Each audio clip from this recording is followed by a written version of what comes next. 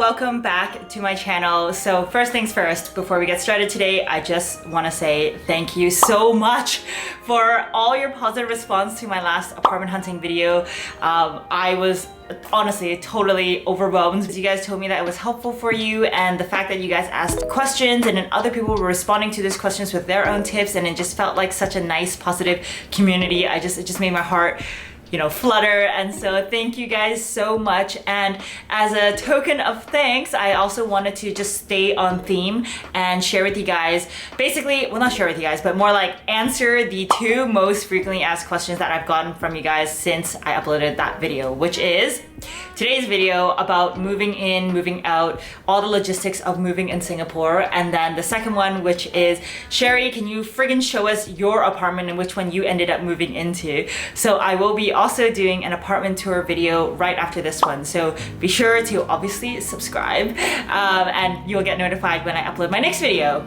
But today, on the topic of moving, there are quite a few things that there's just a lot of regulations, things you need to follow, and forms you need to fill. It's not just like, let me just casually pack my bags and just like, peace out, I'm gonna move to my new place. Nah. There are, especially for people who are living in condos, like apartment buildings, some things you need to make sure that you get in order. So today I will be trying my best to cover all that. As usual, I will leave all the timestamps down below, so if you want to skip to a specific section, you can just go right ahead. But obviously, my advice to you is always to just watch the whole friggin' video. First things first, before you sign your contract, there are a few things that I will just say you should be a little bit aware of. In my last video, I did talk about how, one, if you are on a work visa, make sure you have a diplomatic clause in your tenancy agreement. This is very common for people with work visas, so it is not abnormal for you to make sure that there is a clause in there, because if you, for whatever reason, need to leave Singapore for legitimate reasons, for example, you lost your job and you no longer have a work visa, you want to make sure that the diplomatic clause will basically cover your ass and you don't have to pay the rest of your rent, even though you're leaving Singapore. And then the second tip is actually something someone commented in my last video, which I thought was absolutely golden, which is basically, before you sign your tenancy agreement, just make sure you go visit the apartment at another time of the day, because during the day and during the evening, it might be entirely different. I actually almost made this mistake because I went to go visit an apartment at night and it seemed fine, but then when I went back a different day, I just really wanted to check out how it was like. I noticed that there was actually a construction site that I thought was going to be quite far, so it wouldn't be an issue, but the sound, I'm not sure how exactly the landscape and all that stuff works, but it was hella loud in the apartment, even when you closed all the windows and all the balcony doors. So it would have been an issue for me because I have to work from home and I need to take calls from home. So I'm really glad I didn't end up signing that place. So that's just a good sort of practice. Just make sure that you go visit the apartment at a different time of the day. Let's talk more about the moving process. I will talk about the move out process first. So if you want to skip to the move in process, feel free to do that. But I will say there are some things that you want to listen and be aware of here, because it will be relevant to you for whenever you move out. So when you move out in Singapore, there are usually quite a few things you need to do and set up. So first things first is you usually need to do a proper, thorough cleaning process that is done by most likely a professional cleaning company. A lot of the times, landlord / the landlord's agent will actually ask for an invoice. So that's why they're usually quite particular about having a legitimate cleaning company do the move out clean. Most of the time, the move out clean includes like your usual mopping and wiping and all that stuff, but also make sure that they also clean the stovetop, like the hood filter area. That's really important. My last apartment, the agent literally took the filter out and inspected it. In the washing machine, there's a little rubber part at the door. He even lifted that thing up to make sure there wasn't a single strand of hair or dust in that thing. So finding a good, solid cleaning company is key for when you move out, because you will want to get your deposit back. And I personally did a lot of research when I was moving out for cleaning companies. I went on Facebook groups to look at who people recommended. I got random WhatsApp numbers from friends and I got referrals. I went on Google. The Type A Sherry did a massive Excel sheet and I documented everything and I compared all the prices and reviews and everything. And in the end, I ended up going with a company that I actually personally would love to recommend to you guys. It was a referral from my landlord's agent actually. So I knew it would be really good because he is okay with this company. So this company is called Spark Cleans, I believe, and I will leave all the details in the description box and the WhatsApp number so you can just text them and ask for a quote. I found that this company was the most reasonably priced one, and they did such a good job with my apartment. So basically, it was just one guy that came to my apartment. You guys, when you watch my Nick's apartment tour video, you know my apartment was tiny, the one that I was living in previously. So when I saw that some of the quotes, they were quoting me like 500, 600 bucks, I was like, why don't you just take my liver, dude? Like, so expensive. This one was very reasonably priced, and honestly 50% of the reason why I wanted to film today's video was honestly just to give a shout out to my man Ricky. This is obviously not sponsored, but he is just such a great person. So back in the beginning of this year when I was moving out, I got this referral from my landlord's agent, and I reached out, and he ended up coming to my place to clean, and it was just one person that showed up, but he had all the cleaning supplies and everything like that. And I obviously was gonna leave the apartment to give him the space to do whatever he needs to, so I wasn't getting in the way. But I ended up going downstairs and I bought him a coffee, so I just went back up to chit chat a little bit and then I left. And then so we had a little bit of a conversation, and then that was the end of it. But then a few months later, I was going somewhere in Singapore and I was taking a Grab, and when I got into the cab, I was like just taking off my mask really quickly just to take a sip of water, and then all I hear is like the driver was like, huh, are you Sherry? And I was like, wait, who is this guy? And then he took off his sunglasses, and I was just like mentally like going through the list of people I know. I'm like, I don't recognize who this guy is. And he's like, oh, I helped you clean your place a few months ago. And I was like, holy crap, he remembers me. And then I just thought he was so nice. And then this guy is like hustling, man. Like, turns out this guy Ricky owns the cleaning company, yet he is the one that still goes and cleans the apartments himself, and he's also doing Grab driving at the same time. So it was really sweet. Like, we ended up chatting for like the 20-minute car ride, and turns out he's got like 2 kids, and like he's just working really hard. So anyway, I recommended him to a lot of my friends, and they all loved the cleaning service, and they all got their deposit back. So that's why I feel comfortable recommending him to you guys as well. So feel free to WhatsApp them and just get them to give you a quote, and you can tell them Sherry referred you. No, I really would love to support him. So if you guys need any cleaning, feel free to reach out to them. Anyway, so that's one component of the move out process. Second is, most of the time, if your place came with curtains, you also need to make sure you dry clean those curtains before you leave your apartment.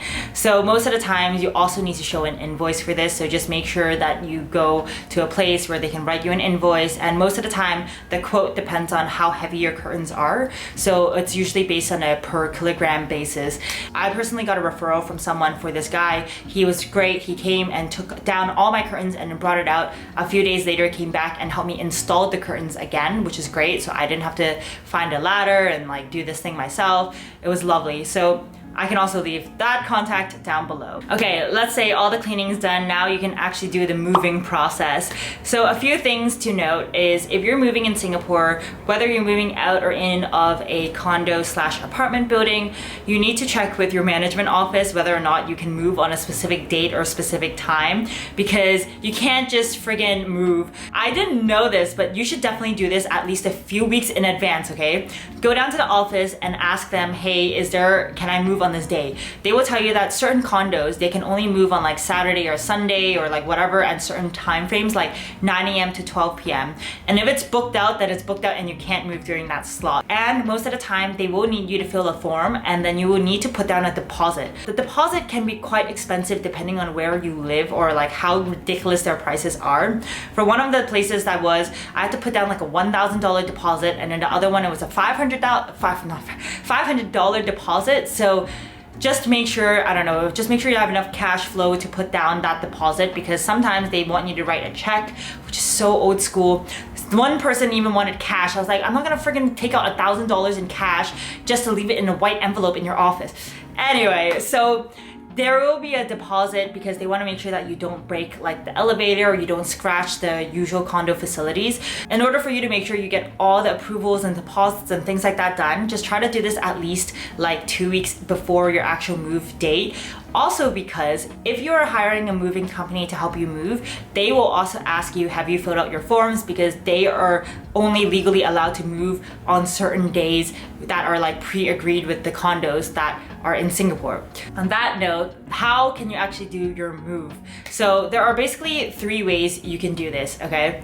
First one is obviously if you have a friend or family here that has a car or a van, you can just move by yourself. You still need to make sure that you get permission from the condo to move. And then second is you can hire a moving company. This is what most of the people I know did because it is just the most hands-off, easy, like stress-free way of moving. So I also did a massive Excel sheet of all the moving companies in Singapore that I could find that were legit, and then I just compared the reviews, and I ended up using a company called Vimbox, and I quite liked it. Granted, I have no furniture, so I don't know if they're like super delicate with furniture or whatnot, but I didn't have anything broken when I moved, and they were super quick and super professional.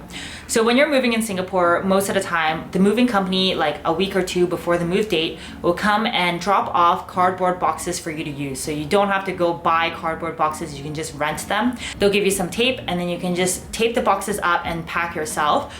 Or if you want to go extra white glove service, they usually also have packing services for you, so you can just be entirely hands off, and they'll put all your clothes and belongings into the box and tape it up and then move it for you.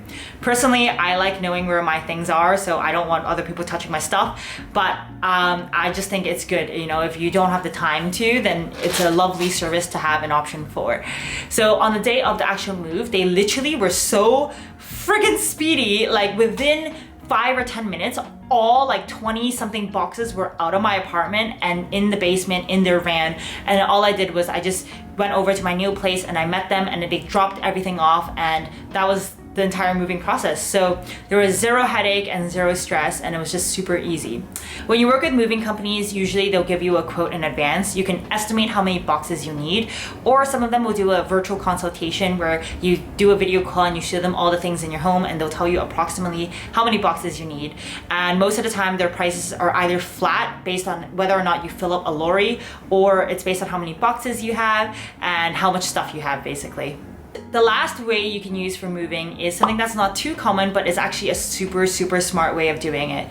And it's very cost efficient as well compared to the other ones. So in Singapore, you've also obviously got your apps like Grab and Gojek for calling taxis, but there's also 2 companies called GoGoVan and Lalamove, which are basically 2 apps that help you book larger vehicles. So when you book GoGoVan or Lalamove, it's quite straightforward. There's different sizes of vans you can book. You can book like a whole ass truck as well.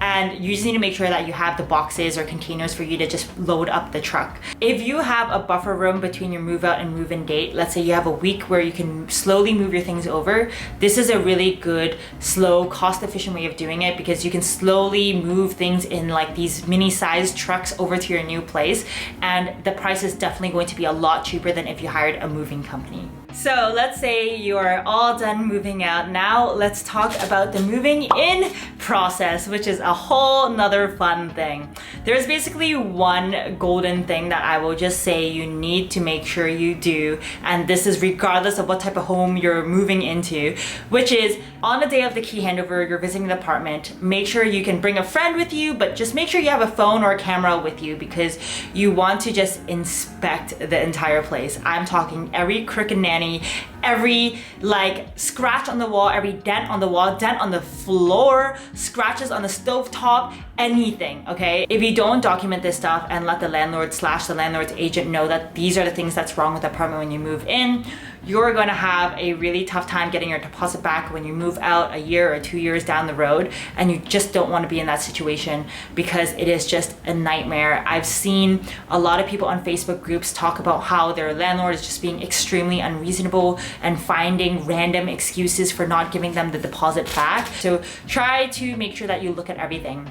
And even if you don't manage to catch everything on the first day you move in, it should be okay, because most tenancy agreements, I believe, should have like a 1-month grace period where if there's anything else wrong with the apartment, you can tell the landlord, and then they should fix it for you. Second thing that's really important when you're moving in Singapore is, if you're like me, you're on a work visa, make sure as soon as you move, you need to change your address in your government system, your SingPass, where your work visa needs to reflect your newest address address within 5 days of you moving, okay? So if you don't change it and update it within 5 days of you moving, you will be penalized, or you may be penalized. All right, so all the moving is done. Let's talk lastly about just settling in and things that you should / may want to set up. First things first is obviously utilities.